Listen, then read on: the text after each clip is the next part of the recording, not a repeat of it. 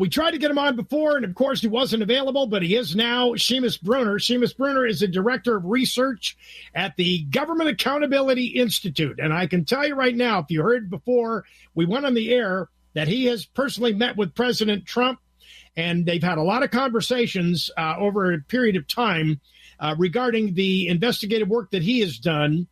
He is also a leading investigative researcher behind several New York Times bestsellers with Peter Schweitzer, who I know you've heard of. He's the author of Controligarchs, Exposing the Billionaire Class, Their Secret Deals, and the Globalist Plot to Dominate Your Life, Fallout and Compromised, Exposing Corruption Among Political Elites, Globalists, and the Intelligence Agencies. Well, we expected no less, right? Seamus Bruner, welcome to the show. David, so great to be with you. Well, so tell me about the Government Accountability Institute. How did you get connected with them? Is it your baby? I mean, how did you get connected to President Trump? Why were you brought in? I've worked with Peter Schweitzer. He's a national treasure, American hero, written books you've mentioned, Clinton Cash, Exposed the Biden Corruption. He's been doing that for decades. But I joined him in 2011, have been here ever since. And the Government Accountability Institute, our motto is follow the money. So we just comb through thousands and thousands of pages of IRS Form 990s and congressional stock trades. We broke insider trading in Congress scandals many years ago and continue to do that. Campaign finance, anywhere that the money is disclosed, we consume all of those documents so that you don't have to, and we put it into a format that makes sense for the hardworking everyday American. Now, when you met with President Trump, Seamus, what did he say after you unveiled your findings? Well, I mean, it was kind of a surreal moment. I did not know that I would be briefing President Trump until about 2 hours before the actual event. I thought I would just be briefing White House staff over in an executive office building somewhere. So I didn't know I'd be at the White House.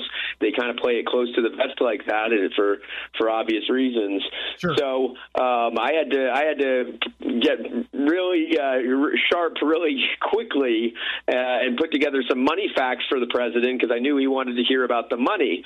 And I knew that all the other people who would be there's roughly, a dozen or so other journalists there. They were the Andy No and Julio Rosas, Jack Posobiec, Brandy Cruz. They've all been assaulted and attacked by Antifa. I knew that my presentation would stand out because I thankfully have not been attacked by Antifa, but I knew that I would be the guy there talking about following the money and who is funding all of this chaos and unrest. So President Trump was very eager to hear about that. I know Stephen Miller was there, Pam Bondi, Attorney General Bondi was there, Kash Patel was there, Kristi Noem was there, and when I was finished speaking, President Trump said, get with Pam right away and get with Kash and Kristi and get them what you guys have found, because this is really good stuff. So I was honored that the president had such an interest in what we had to say.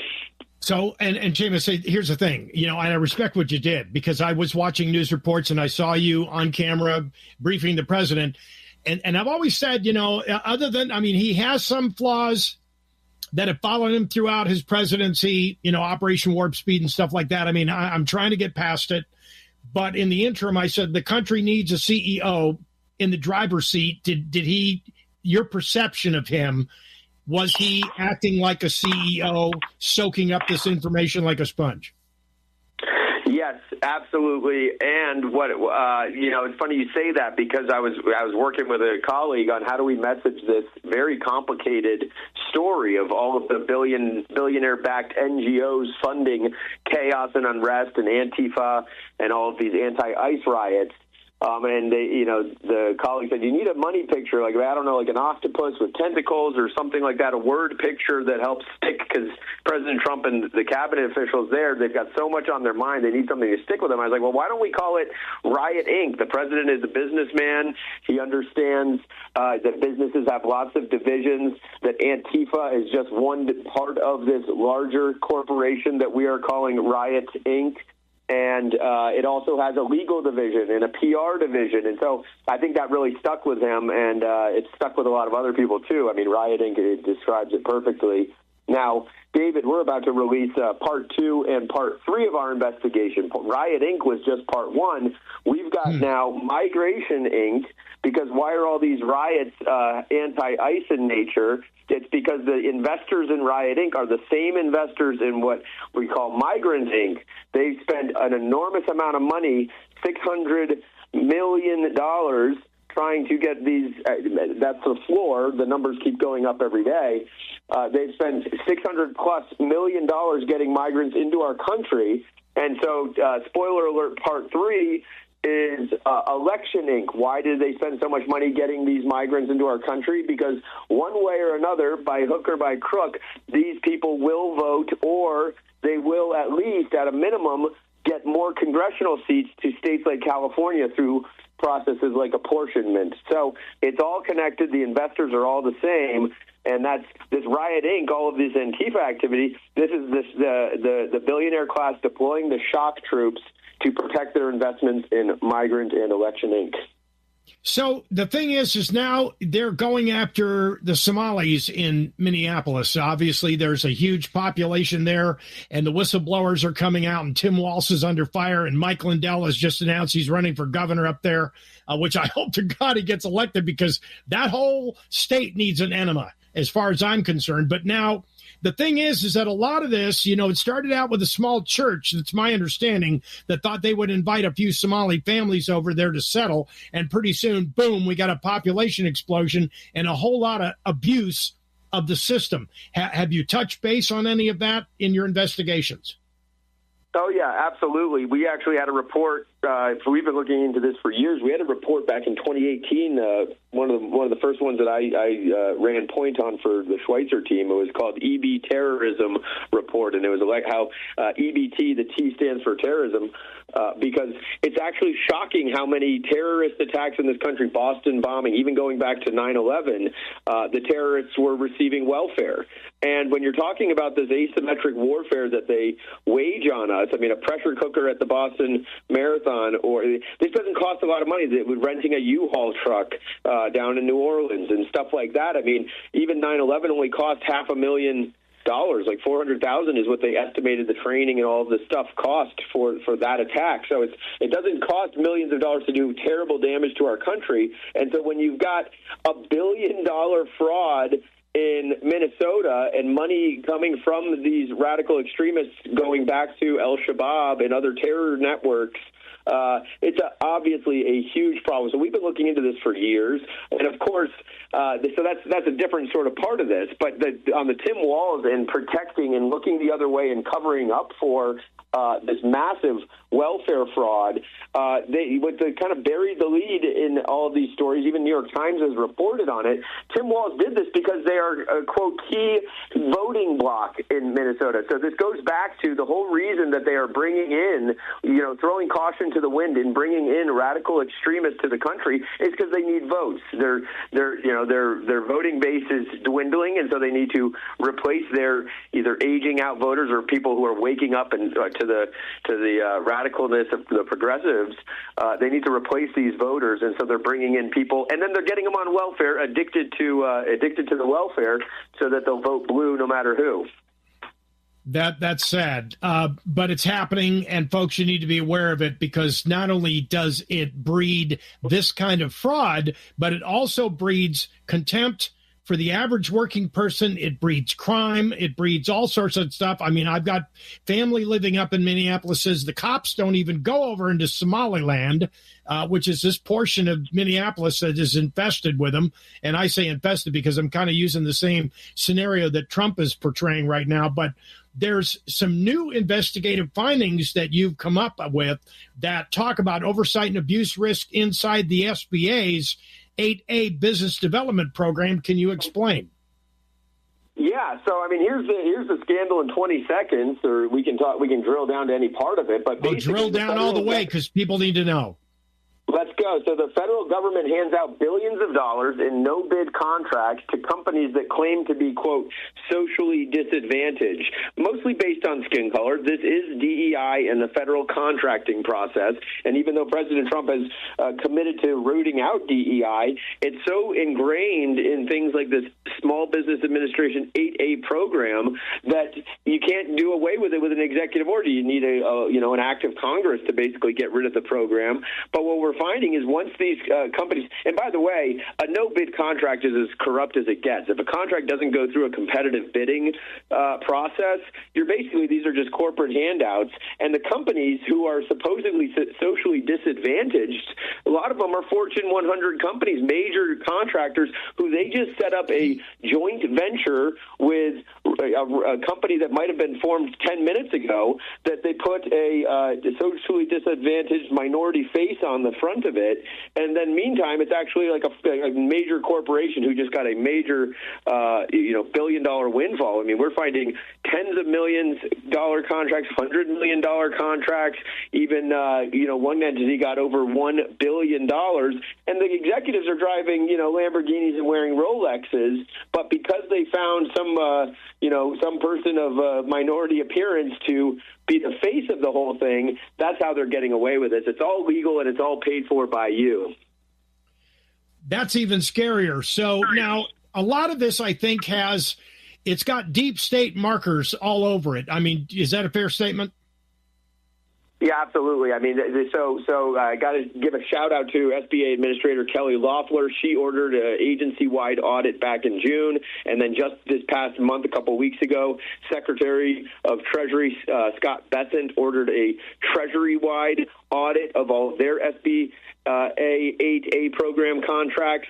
But here's the thing: the Defense Department, the Pentagon, and definitely the Pentagon, because that's the largest pie out there. But even the intelligence agencies, deep state, that's where the real money's going to be. So we really need the Pentagon to audit all 8A contracts that they have given out. Because I'm just looking at the USA spending spreadsheet. I mean, we're talking billions of dollars here going to joint ventures with so-called minority or disadvantaged firms, and they don't even do any work. They just are there to help the big, Lockheed Martin types get the, $100 million contract, and then they just sit back and collect money to do no work.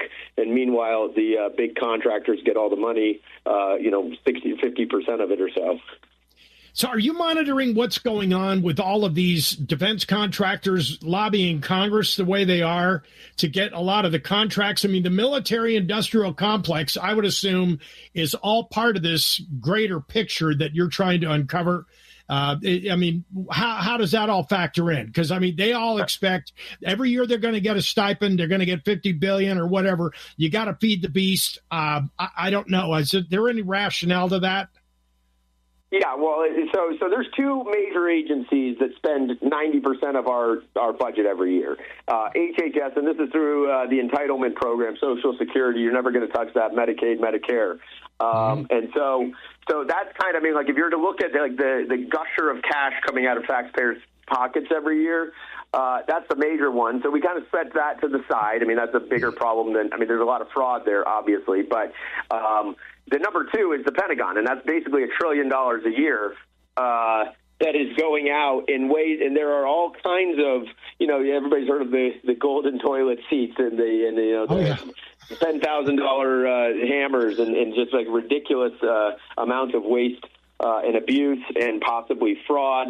And also because there's such a national security component to it, it's very hard to go after a lot of this stuff or to get really, clear information. A lot of the stuff requires a security clearance to look into the contracts, but we do monitor and track the $1 trillion coming out of the Pentagon every year. So Pete Hegseth has his work cut out for him, definitely. Oh, absolutely. It's just staggering. And I, like many people listening right now, am a little frustrated with the pace at which, we want arrests for corruption. Everybody knows there's lots of corruption going on. But the amount of work that the Trump administration has been able to get done in the face of the swamp, which does not want to be drained, is pretty staggering. And so I'm encouraged. When I was at the White House talking with President Trump and the cabinet, I could tell that they were locked in, especially on this radical left problem, or the rising culture of political violence, ever since Charlie Kirk. But it even goes back before Charlie Kirk. But it was, I think, shocking to most people to see the left celebrating, and over Halloween, you had so many people dressing up as like an assassinated Charlie Kirk. It's sickening, and that's what we've been focusing on lately is the rising political violence. They will stop at nothing to get their agenda through.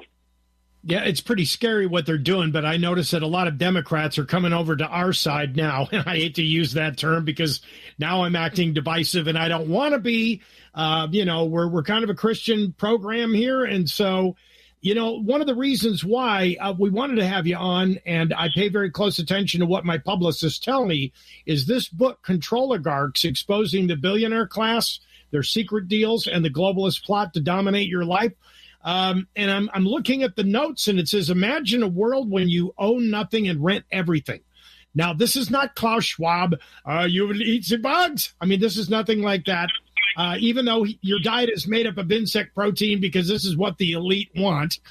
And I've been talking about recalls every time they come up. You're only allowed one child. I mean, China tried to do this, and they blew it. Now they're trying to encourage everybody because their population is declining. Same with the United States. I mean, you notice this, right? Yeah, absolutely. The book opens with chapter 1. And by the way, I mean, a lot of the things in the book I would have thought were like conspiracy theories before I really started researching it. But chapter 1 is all about population control and how far back this agenda goes. I mean, I open up the book. I open up with a meeting of the so-called Good Club. They called themselves the Good Club. And this was George Soros, Bill Gates, Ted Turner, founder of CNN. Even Oprah Winfrey was there, and they're meeting in May of 2009. The context is Barack Obama has just been elected. Everybody, roughly a dozen billionaires, are at this meeting. It's at Rockefeller University in New York City. And the topic of discussion is basically that we just did a lot to get Barack Obama elected. We need to rally together and make the most of this administration. And so they're kind of batting around ideas of what should be our umbrella cause. What do we all agree is the number one problem facing humanity? And they decided that overpopulation is the biggest problem facing humanity. Now, I then flash back to the Rockefeller Foundation over the past 100 years, largest funders of Planned Parenthood, largest funders of trying to get people to have. They were very involved in the China's one-child and two-child policies back, decades ago. But they believe that there's too many people on planet Earth, and so I actually unearthed this memo, and it's written about in Chapter 1. It's called the Jaffe Memo. It's between the Rockefellers Population Council and Planned Parenthood. It's a kind of an exchange between them, and they're talking about all of the ways that we can get people to stop having children. And they promote the homosexual lifestyle. They say get women into the workplace. Crippling anxiety, I think, is one of the items. They're just spitballing ideas here. They actually put on their list of ways to make this happen fertility control agents in the water supply. Now, I didn't find any evidence that they've actually done that, but just to show you how sick that some of these people are, they think that they should be able to control population growth rates. And the proof is in the numbers. You look at, families used to have 3, 4, 5, 6 kids. I'm one of 6 kids. Nowadays, you can't either people don't believe they should because of the environment or something, or economic factors. They don't have as many kids. The population growth rate has cratered, and you just look at the chart, it has gone down to almost nothing. We are well below replacement levels. Europe is well below replacement levels. And that's another reason why, the UN, I talk about this in the book, they are doing this mass migration. They're bringing in people from other countries because you got to prop up the economy with more bodies. And so it's really sinister stuff. But, yeah, Controligarchs goes all into that in Chapter 1. Then we get into, the digital ID, the central bank digital currencies, all of the methods of controlling every aspect of your life. Well, the thing that I'm looking at the notes of the book, and they're talking about Bill Gates' $11.7 billion food takeover and why he's buying up U.S. farmland. I just had Brian Reisinger on, whose family farm is 200 acres in Wisconsin, and he is a consultant.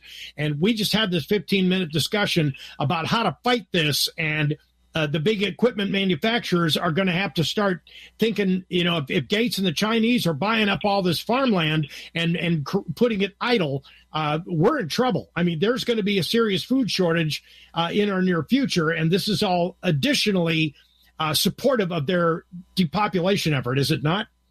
Oh, completely. Completely. I mean, it's really that. I mean, they've got a God complex. People like Bill Gates. I mean, he thinks that he should be able to tell you what sort of medicine to put into your body and what sort of food to put into your body. He said when people like Congresswoman Alexandria Ocasio-Cortez start talking about cow flatulence, it's not because they know anything about it. It's because they read some white paper from the Bill and Melinda Gates Foundation that says that cow flatulence is a major contributor to climate change or something, and so they just read the script given to them. But there's obviously a commercial component besides just controlling your life. Bill Gates he only started talking about and putting out this information about cow flatulence after he had secured the patents and the intellectual property and the investments into things like Beyond Meat and Impossible Food. So that's the protein. He's got all kinds of these fake protein, whether it's bugs or just lab-grown meats. He's got all kinds of investments in that, but he's also got the seeds, and he had a near $1 billion investment in John Deere. Speaking of the large equipment makers.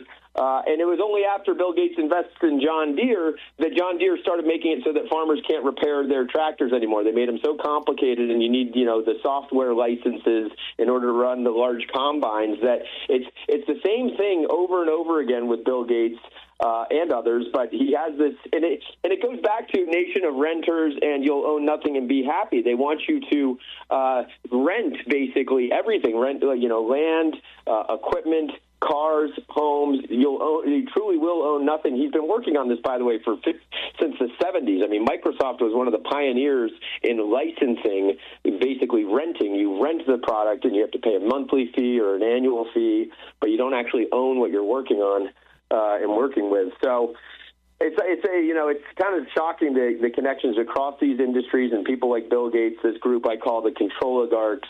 It's a really, really essential read. Right. Now, Mark Zuckerberg, $36 billion social re-engineering agenda to trap you in tech edition. I mean, they're already hooked on social media, and I've told people on the show, look, if you start using AI and the AI infiltrates the news media, you won't know what to believe. Is that a fair statement? Oh, completely. AI is a social, and by the way, I mean, you can't be a Luddite and bury your head in the sand, but you have to be very careful. Yes, because of the tech addiction. I think that, by the way, Larry Ellison and the Paramount deal, Oracle, that's really tied into all of this for the AI, and just you're not going to know what to believe. But regarding AI, it is a socialism machine, and we're seeing. It's going faster than we can keep up with. But how AI becomes a socialism machine is with large-scale job losses. And any expert in the field will tell you that it is going to displace jobs. This is not like the computer revolution where they thought that it was going to replace secretaries, and computers have actually created more jobs than ever. AI is going to move faster at replacing jobs than computers, exponentially faster. And so you're going to end up with a lot of people who are unemployable. Like, they're not just unemployed, but they're unemployable, and they can't learn new skills fast enough.